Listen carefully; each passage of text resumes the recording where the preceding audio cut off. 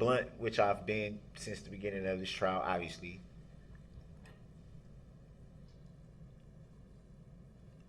I see the whole strategy here by the prosecution. I see right through it. Don't have any cross examination, mainly because you've already schooled the people getting on the stand on how to answer certain things. Well, that is completely speculative on your part without It's any obvious. basis in law or It's fact. obvious. Sir, you could ask questions that establish that. You can ask them if they've met with anyone. You haven't done that. So basically, Darrell Brooks Jr. in this clip was trying to point to malicious prosecution, judicial misconduct, this idea that the prosecution was coaching the witnesses. Absolute absurdity. What's going on, everyone? This is Christian Duke. You're watching Sight Sounds Flavors on YouTube, sightsoundsflavors.com. If at any point during this video you like it, smash that like button. Also, please subscribe, ring the bell for notifications so you don't miss a single video, and please leave a comment down below. And I know that some of you, all like one or two of you, are saying, stop talking about this. Well, I already did a video like about a week and a half ago, 2 weeks ago, saying that very thing. Should I stop talking about it? And the overwhelming response was continue, and here's some more topics for you to make videos on. So just spare me. If you don't want to hear about it, you don't want to read about it, hit the door, Jack or Jane, whatever the case may be. So the reality of the matter, and please follow, or not follow, subscribe to everythingelsechannel.com, the secondary channel. It only has 500 subscribers. I need you guys to head over there and please subscribe, comment, all that fun stuff, because there's a lot of Darrell Brooks stuff, Waukesha stuff, Sarah Boone stuff, Murdoch stuff, all that stuff over there, and pretty much everything else. It's called the Everything Else channel. So basically, this clip is very interesting because he talks about the fact that the prosecution are not cross-examining his witnesses. And there really isn't a point to cross-examine if the witnesses have already stated the truth. I mean, he brought these folks in, questioned them, and they answered him. There's no need for the state to cross-examine. There's no need because they basically told the truth and told the truth and told the truth and told the truth. You don't cross-examine somebody unless they're lying or being evasive or being overly vague. You know what I mean? You don't, what is the point? Why would you dish out a bunch of leading questions or even direct questions if somebody has already stated the truth? It's just, there's no point. Now, he may not like what they said, and he may not like the answers that they gave to his questions. He may not like the fact that he doesn't understand how to be a lawyer. He doesn't understand the legal process. He doesn't understand procedure. He may not like any of those things. But there's no reason that the prosecution would cross-examine somebody that has said the truth. And he calls that a rush to judge. It's not a rush to judgment. It was never a rush to judgment. I think, in fact, and a lot of people have agreed with me, that Judge Darrell went above and beyond, well above and beyond what she should have. So, the reality of the matter, he had the opportunity to have a 50-minute rant. He had the opportunity to recall witnesses when there was no real merit-based reason as to why. He was able to almost badger. Actually, he did badger quite a few of the victims. I mean, he was able to essentially badger people who lived through this nightmare. They saw him driving a car into them. He was able to badger people who lost the love of their lives because of him.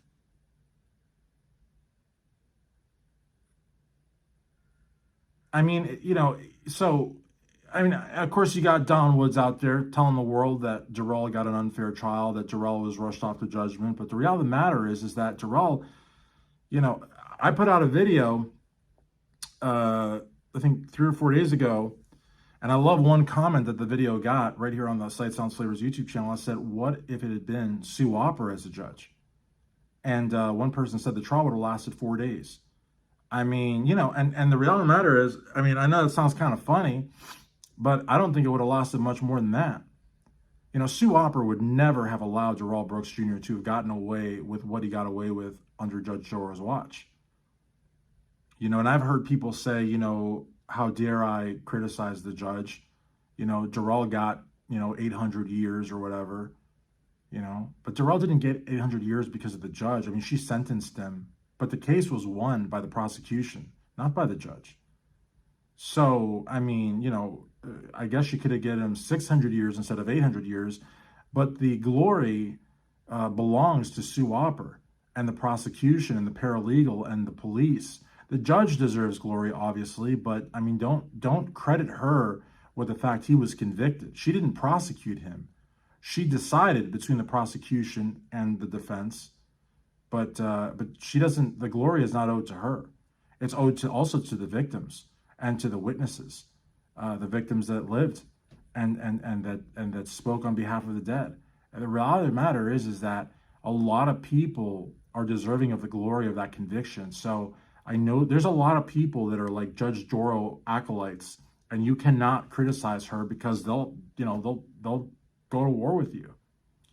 But like I always say, I give the judge a 97. I mean, if that is me being a hater, I don't know what to tell you. A 97, that's an A. But I don't give her 100. I don't give her 100. I made a video for the everythingelschannel.com, or just go to everythingelschannel.com. I made a video there where the times Judge Darrell would leave the courtroom. Okay? And it happened a couple of times.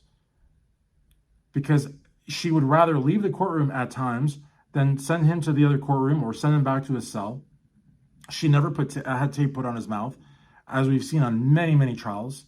Yes, it's archaic. Yes, it's backward. Yes, it looks terrible. But what are you supposed to do? Even when they would move him to another courtroom, you could still hear him shouting. I mean, it was almost to the point like, yeah, he wasn't shouting as loud, but you could still hear him. He was still disrupting the proceedings. Whether he was shouting loud or he was soft-spoken, there's other instances where he's soft-spoken. But, the end result is the same. He's stalling the process. He's disrupting the proceedings. He's ruining the decorum. It's the same whether he's at a high pitch or a low pitch. In the end, it's the same. So, again, the idea that the prosecution coached witnesses is absurd. I mean, they told the truth, And the fact of the matter is that you don't cross-examine unless you're trying to get at the truth, unless you're dealing with somebody that's being shifty. But there's no reason for the prosecution to cross-examine his witnesses, because in his own questioning, the witnesses said what the prosecution wanted to hear, what the judge needed to hear, what the jury needed to hear, and what the press heard. So what were they going to do? Cross-examine them to impeach themselves? No, you told the truth. Isn't it true that you didn't tell the truth when you told the truth? What? Is that what he wanted?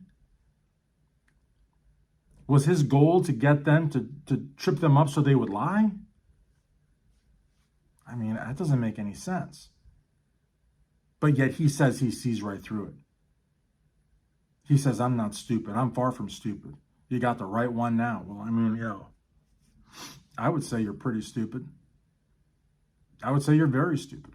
But I would love to know what you guys think. But the idea that the prosecution coached witnesses is, and the judge was right to call him out on that and call him out, swiftly and severely. That's a huge mischaracterization. That's a downright lie. But he needed to rationalize in his head why they weren't cross-examining these witnesses, because in his head, that's how it works. The defense goes and the prosecution goes. Defense goes, prosecution goes. The witness is not on trial. The defendant is on trial. The straw man is on trial. It just so happens that the defendant and the straw man and whatever, and the defense attorney and the defense paralegal, they're all the same person. It was him. And so he couldn't process that. He's like, why aren't you guys attacking them like I attacked them? Because they're not on trial. You're on trial, my man. So it's just one of those things. It's just one of those things. And but when he grins like that, it's almost like it's like that, ha-ha, it's a smoking gun, I see through you. You don't see through anything, Darrell. You don't see through anything. But what do you guys think about the stupid grin, the accusations, how his mind works or doesn't? Leave a comment down below. And also, guys, type in everythingelsechannel.com. Go on over there, subscribe, comment, check out some videos, because it's over there where I'm going to put a lion's share of all the trial footage. Waukesha, the Murdaugh stuff, the Sarah Boone stuff, which is, again, starting to circulate. This Alabama brawl, which has a lot of makings of a hate crime, if you ask me, even though they haven't been charged as such. The Marvin Sanders cover-up in Dearborn, Michigan, where a police officer left a guy with PTSD and lifelong injuries simply for asking directions to a second person. Marvin Sanders, police officer, Dearborn Police Department, gave this cyclist directions. The guy just wanted to be sure, goes into a White Castle, asks for some new directions just to make sure they're the same ones. Asks a new person, not new directions. Officer sees him, takes huge exception that he wasn't satisfied with his directions, follows him outside, throws him a beating, leaves him injured in his ankle for life, leaves him with PTSD. He turns around. Oh, and the charges that the officer trumped up against this person are dropped immediately. This guy, the victim, then sues Dearborn, gets $9.8 million verdict. The city pays it, and you'd think the officer would have been fired or reprimanded. Nothing. He actually got promoted to detective. But here's the kicker. You can't find a single picture of Marvin Sanders anywhere, and the media doesn't even have the decency to report that he's still employed there and that he got promoted since. Complete media cover-up, and a city and a police department that could care less what their officer did. Not only that, they've since promoted him. He's a detective now. So I talk about a lot of that over at everythingelsechannel.com. So head on over there, and please like, comment, and subscribe. But with regards to Darrell Brooks Jr., and him saying, I see through it, you don't see through a thing. But what do you say?